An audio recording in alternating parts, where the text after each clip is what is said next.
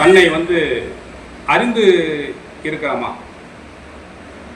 மனிதர்கள் தன்னை அவர்கள் அறிந்திருக்கிறார்களா அப்படின்னு கேட்டால் பெரும்பகுதியாக தன்னை அறியவில்லை.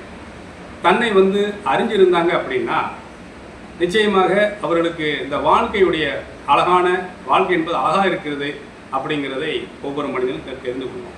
இப்போ பாருங்கள், ஒரு மனிதன் நோய் வந்துன்னா ஒரு மூட்டு வலியாக இருக்குது, ஒரு கை வலியாக இருக்குது, இல்லை நகைச்சுத்தாக இருக்கட்டும், ஒரு தலைவலியாக இருக்கட்டும்னா இந்த மனிதன் வந்து தன்னை பிரித்து தான் உடலை வந்து பிரித்து சொல்கிறான். தன்னை பிரிக்கிறான். எப்படி பிரிக்கிறேன்னா, நான் இந்த காலோடு அவதிப்படுறேன், நான் வந்து வயிற்று வலியோடு அவதிப்படுறேன், நான் இந்த கை வலியோடு அவதிப்படுறேன் அப்படின்னு சொல்கிறான். இப்போ நான் எங்கே இருக்குது, அந்த கை எங்கே இருக்குது, கால் எங்கே இருக்குது, இந்த மனிதன் நான் என்ற ஒரு விஷயத்தை வந்து என்ன நான் என்ற ஒரு விஷயமே தெரியாமல் இந்த உடலை பிரித்து இந்த மனிதன் சொல்கிறான்.